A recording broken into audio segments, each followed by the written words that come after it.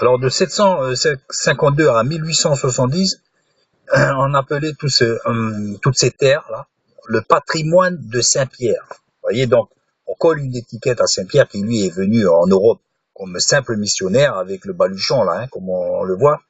Et là, maintenant, le patrimoine de Saint-Pierre. Et Saint-Pierre n'a jamais demandé ça. Il est jamais venu pour refaire un patrimoine quelconque.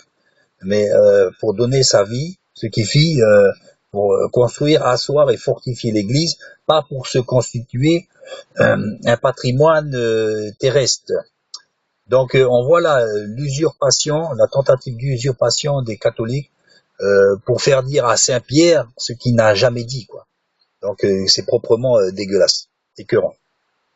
Donc ensuite, ce patrimoine de Saint-Pierre, soi-disant c'était une donation de Constantin, de l'empereur Constantin Ier, et ces documents finalement se sont avérés faux.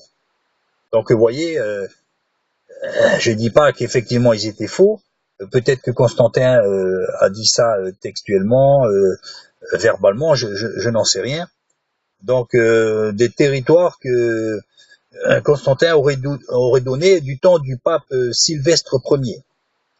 Un document en 754 par Pépin le Bref et qui a été confirmé en 774 par Charlemagne. Donc encore des choses assez douteuses. Mais pourtant, en 1929, avec les accords de Latran, toutes ces prérogatives ont fini par s'éteindre pour ne rester plus que le territoire du Vatican. Donc finalement, les territoires papaux vont se réduire progressivement pour ne rester que le Vatican. Et donc Vatican, symbole du catholicisme, mais par la même occasion, le catholicisme aura donc un État, et deviendra un État parmi les États. Évidemment, qui est le chef de l'État? Eh bien, c'est le pape. Donc, d'un simple missionnaire que l'apôtre Paul ou l'apôtre Pierre qui vint donc en Europe, aujourd'hui, on en vint à la création d'un État, ce qui n'est pas biblique, quand on se rappelle que quand on a voulu faire Jésus pour roi, le Christ a très bien mentionné que son royaume n'était pas de ce monde. Eux, qu'est-ce qu'ils en ont fait? Non, ils ont fait carrément un État.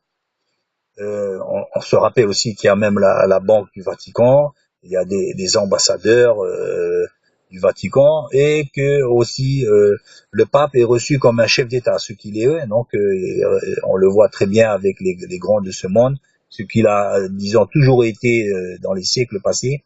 Donc on voit la puissance, non pas du christianisme, mais la puissance papale, la puissance du catholicisme de jadis jusqu'à aujourd'hui.